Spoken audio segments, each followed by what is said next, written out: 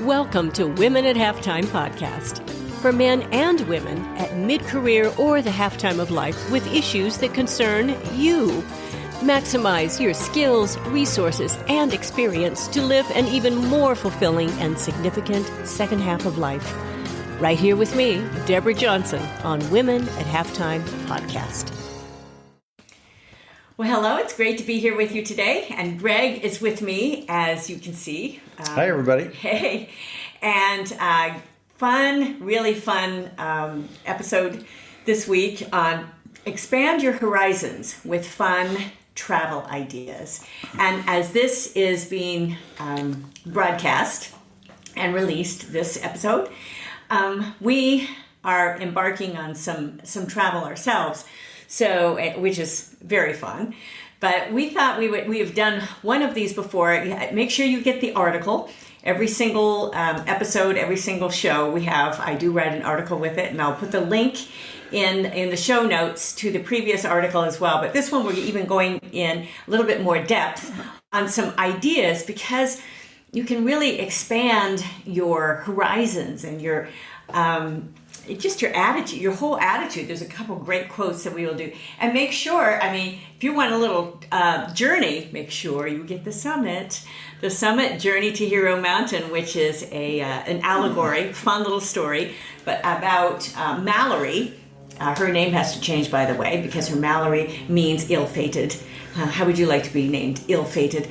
But she does get to her summit, but she has to go through all sorts of obstacles and lands to get there. So, well, let's talk about this. And there were some great quotes. I love having Greg with me because he always thinks of some of these great quotes. And there was one by John Locke.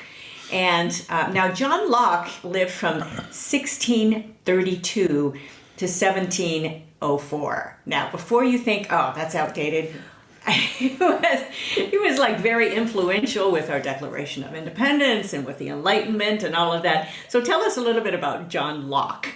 Well, you mentioned that he was influential on especially Thomas Jefferson in writing the Declaration of Independence. And as I recall, Locke was one of those lifelong learners. And his perspective on travel was something like, if you live in one locations are educational.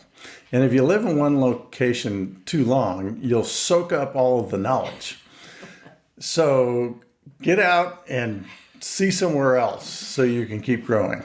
Can you imagine soaking up all the knowledge where you're at? This is he may have been using hyperbole to make a point, but I think we get the idea. Yeah, basically, he said in order to grow, you need to change. And so part of that was changing your location. So, and there was another one I thought was very interesting that when I mention a subject, Greg says, oh, I have these great sources for you with Mark Twain.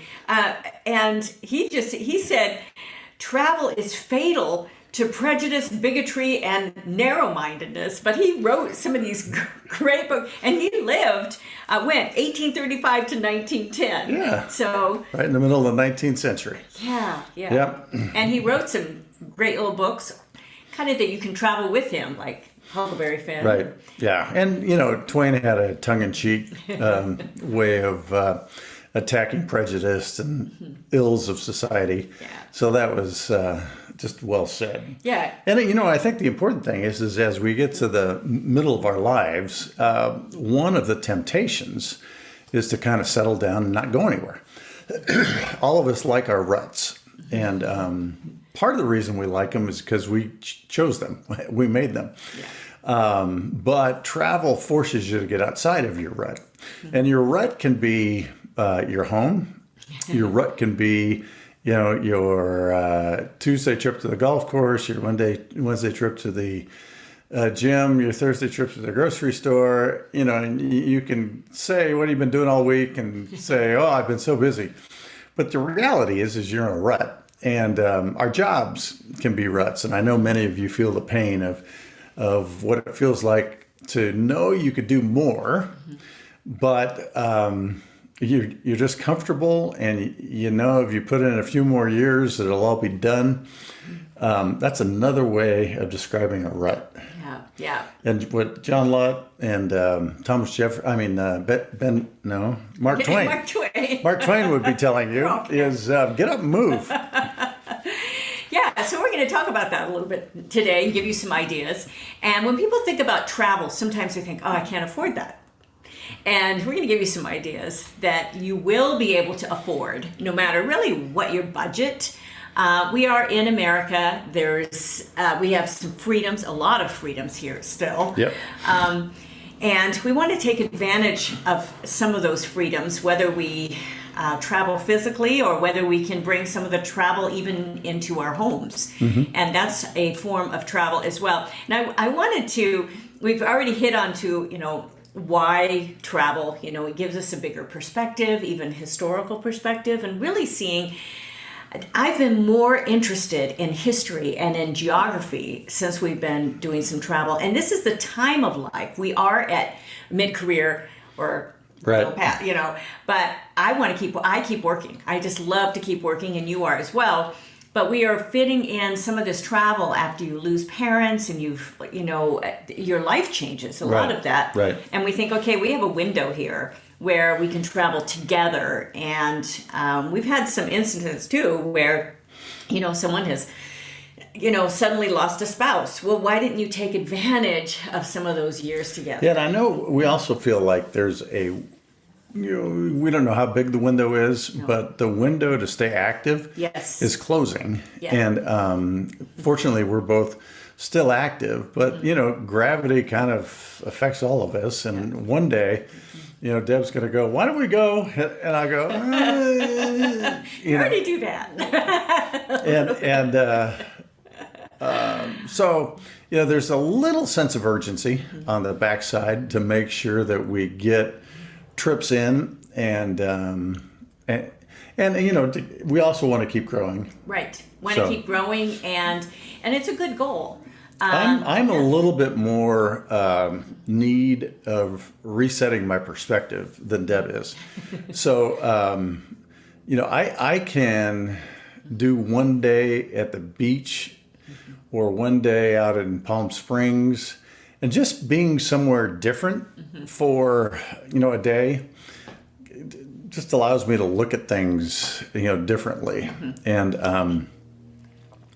I know something else I enjoyed. We haven't done this as a couple, but when I was traveling around playing minor league baseball, we'd end up in little towns all over the Midwest and the South.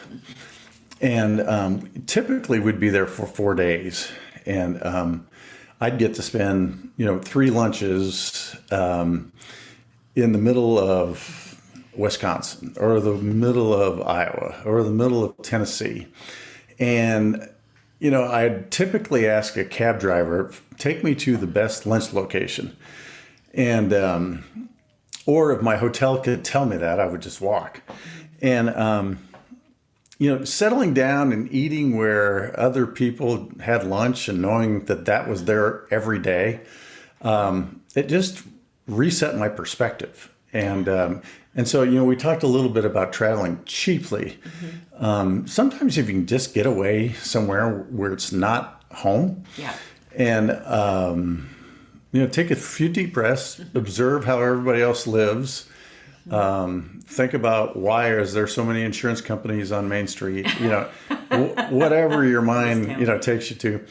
And, something else that I know we do is when we go to cities, now we try to look up how they developed. We were just in Napa not too long ago. And it was interesting to discover that Napa was built on a river.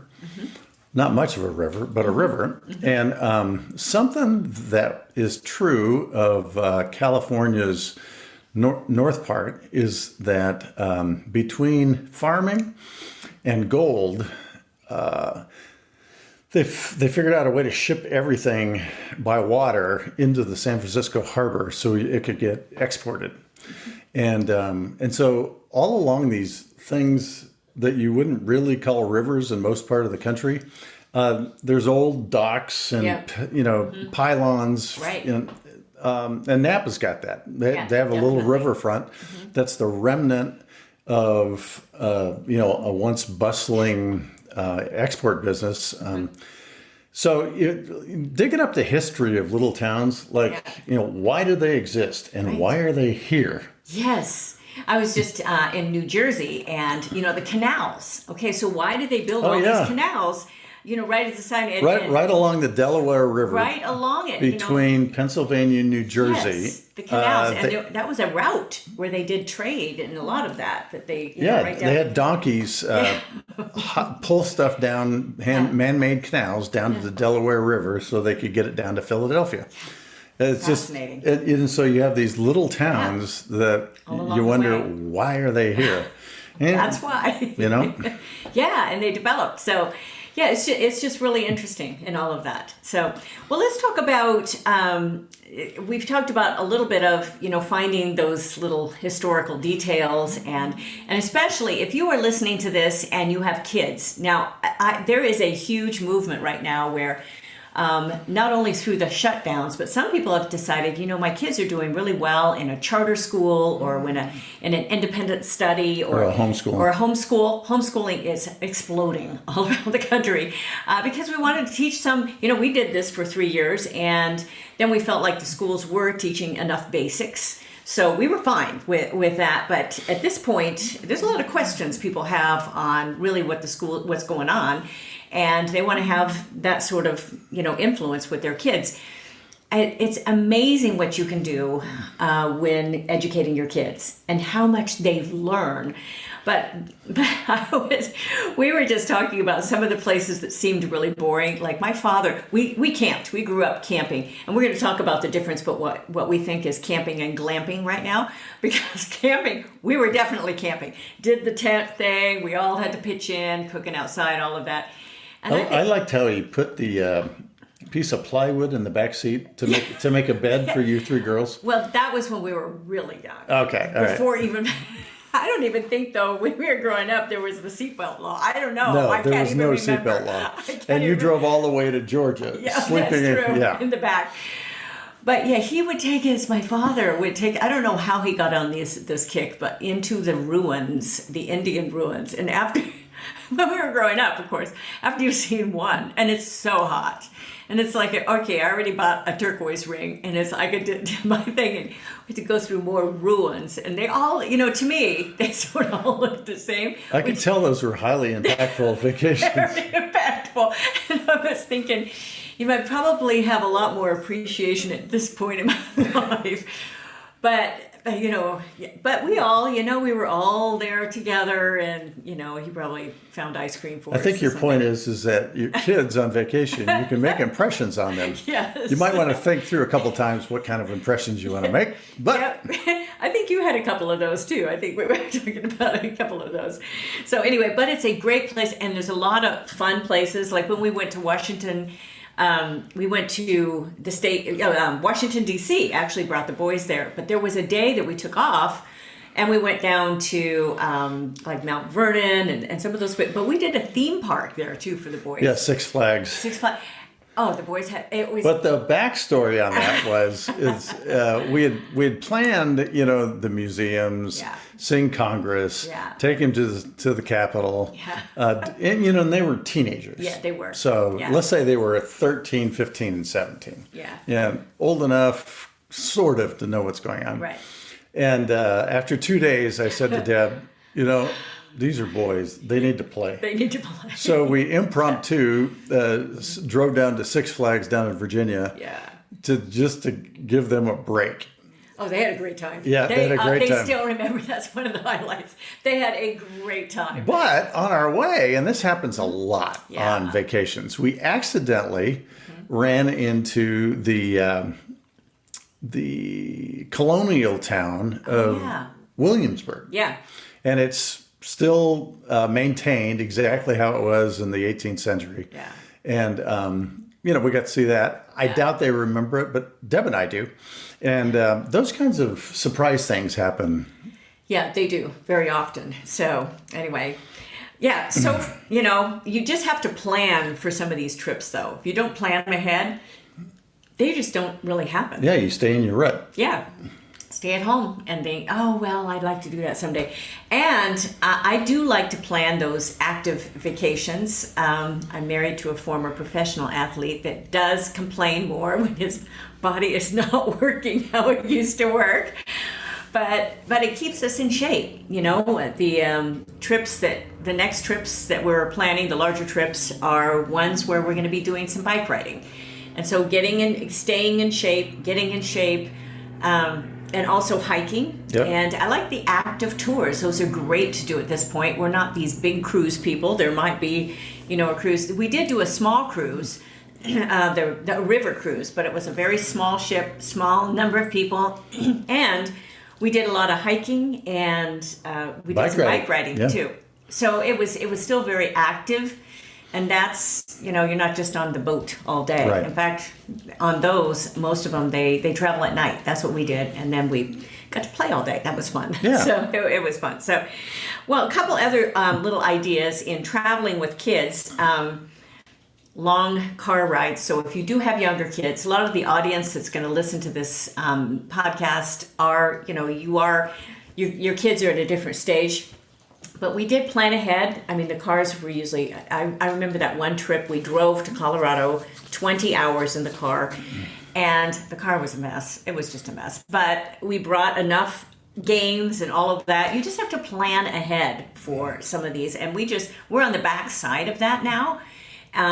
But we have a lot of great memories in those. And I remember taking a picture of the car afterwards, and somehow that picture got lost somewhere. I would love to find it, because it would put such a reality on it. Like, yeah, we've been there, done that. So. But, we got to the place where we realized if you park by a trash can in 5 or 6 minutes, it looks livable. Yes. So, yeah. You can get it all cleaned up. Yeah, definitely. So, let's talk about some things. I thought it would be interesting. I'm going to put a lot of links in the article, by the way, with some sources.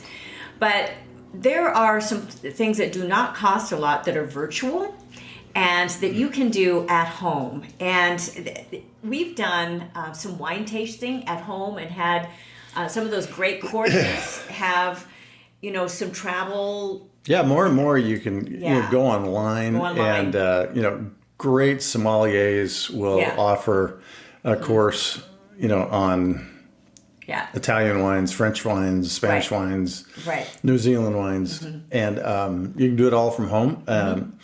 If you know how to cast to your big screen TV, you can have 4 couples over, and it's really a lot of fun. Yeah, we've done that before, had all the wine glasses. And I'm not a big wine drinker, but it was really fun watching everybody go, oh, this is, they're distinguishing them all. And but again, we were growing because of the sommelier providing the information about the region, how the grape industry grew up in that area.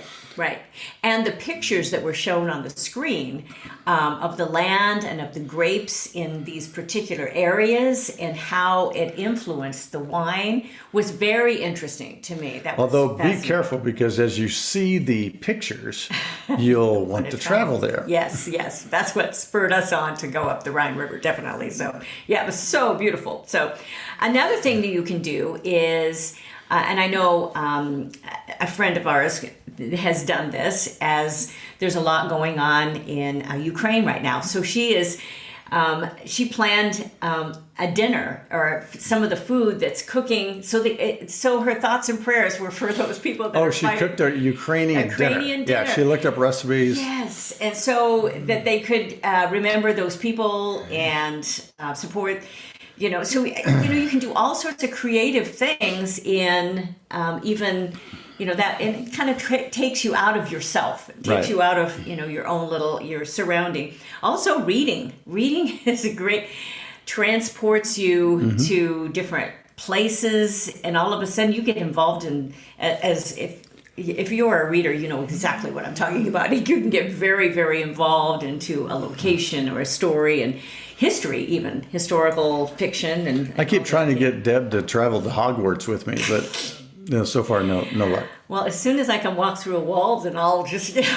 But that's what reading will do for you. Yeah, we did when I was writing The Summit.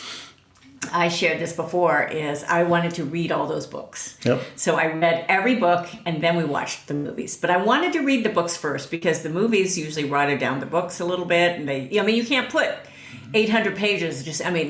That was even 2 movies, the last one. But I love all that detail. So that's where it kind of gets in it. And it took me, and it was wonderful while I was writing. In fact, if you're a writer, you need to read. This is part of what you need to do. So that was really fun. There's so many organizations as well. Travel organizations. Like, I was starting to look up more of those biking, organizations. We've traveled with a company called Backroads. Wonderful organization. There's REI. There's another one called VBT Bike. There's a ton of them out there. All of a sudden, you start doing your research, and you will find a lot of them. And a lot of them have, because our travel restrictions with all the shutdowns and all of that are a little more involved.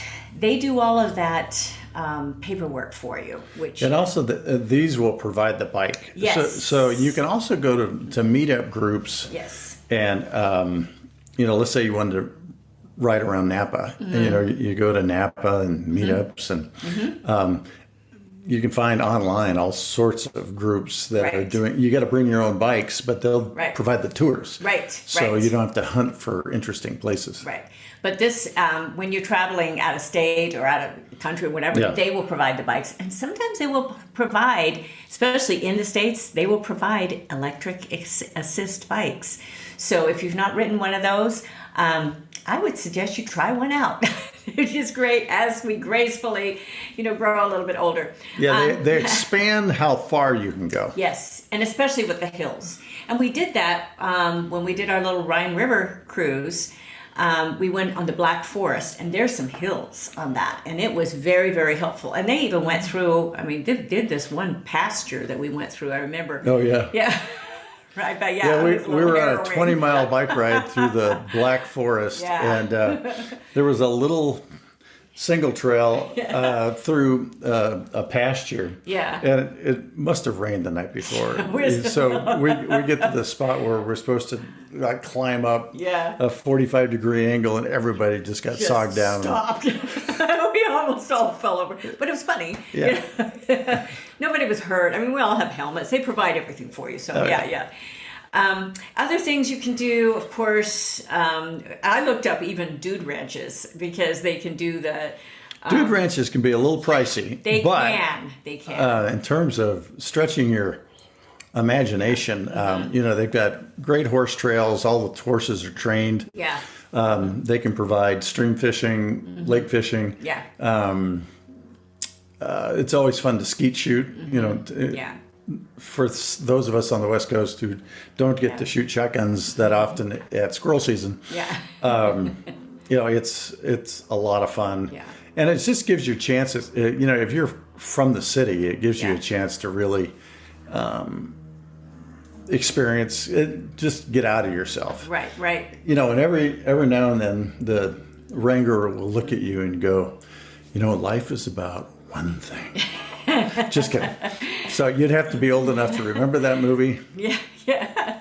Tell us what that movie was. That was the movie with, now I can't remember him. You guys will remember him, where they go to the dude ranch to find themselves. It was hilarious. It'll come to us by the end. You can tell we're at that time of life. Okay, so it'll come to us, or I'll put it in the show notes.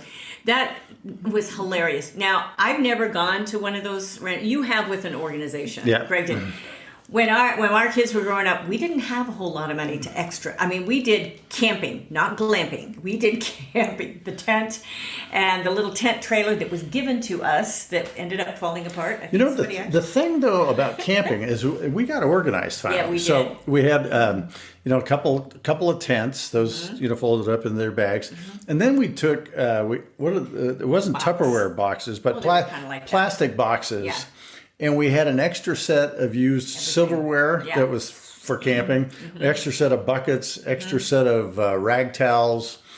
And when we said we were going to go camping, literally, all we did was grab these boxes, put them in the same spot in the back of the car that they always go, and Like in 20 easy. minutes, Yeah. we are ready to go camping. Yeah, yeah. And so camping did not become an ordeal. No. After, Yeah. a couple of times. Yeah, that was nice. That's yeah. a nice trick. That is a nice trip. And we didn't, we didn't have all these extra bikes and all these extra things. You could, we did try to bring a few extra tables and things, and we didn't tie them on just right, and there were some problems we had in that, but we had. I don't remember that. I do. But the point is that you don't have to have everything you don't have to have get the away. right trailer. Right. You don't have to have the right, Now, I admit, at this point in my And life. the nice thing about America, too, is there's thousands of wonderful campgrounds. Yes, the KOA, you can look at all of those in the national parks. You just have to make reservations now. You just have to think ahead. You have to plan for this. But there are so many places to go. We are barely, scratching the surface with some of them. We've gone a lot of places. I've toured, you've toured. We've done a ton We of just stuff. discovered a new book called 1,000 Places to Visit in U.S. and Canada. Yeah, before you die. And I can't remember the gal's name, Patricia something. Yeah. But you can get the used book online. Actually, there's a free PDF, and I'll put the link in there. Totally free PDF, you can get it. Yeah. So, but if you got 1,000 good ideas, you'll never get to them all. Yeah, it'll spur your imagination. Okay, so once you sign up, if you're interested in a cruise, let me tell you, how many cruise brochures do you get? Oh yeah, every day.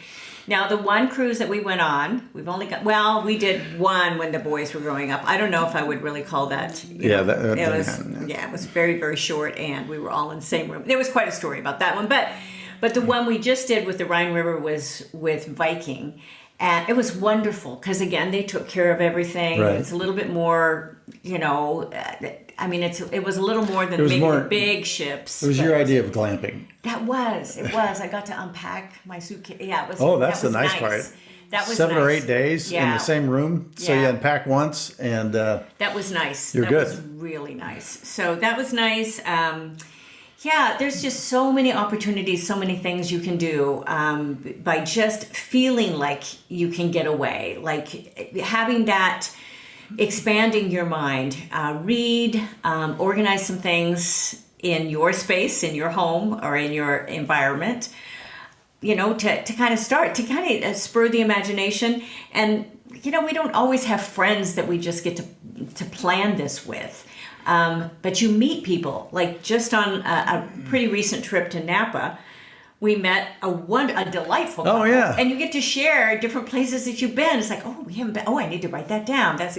Or easy places to go, to drivable distance. So, which is, you can get to a lot of places even in a couple hours, depending where you're at. Yeah, a lot of times we like to stay at a bed and breakfast, and the owners typically are locals. Yeah. And if you ask them, so what are the 3 must-see things we should do that nobody else is going to do in your little town, they're more than happy to tell you. And we've just had some wonderful experiences of being steered in the right direction by a local couple.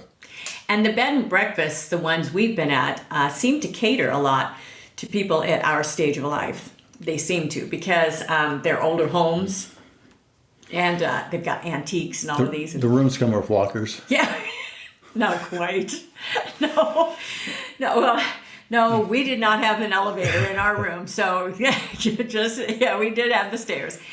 So, but they're quaint. And what we find with the generation that it's, the generations that are coming up, they don't have as much appreciation for, the antiques and the things that our parents, I love dishes. Oh my gosh, I could have 10 sets of dishes, but that's not the priority of many of our, even our kids. That's not as much of a priority. So anyway, it's just kind of fun to discover those. If you're a part of the automobile club or anything like that, of course, you're always getting travel brochures or an organization even like Costco, or, you're going to get, there's all sorts of opportunities to expand, your ideas, and you don't always just have to jet off to an extravagant to Tahiti, to Hawaii, and all of those are great places, but don't leave out the little places in the small towns and the Right. things that you can do.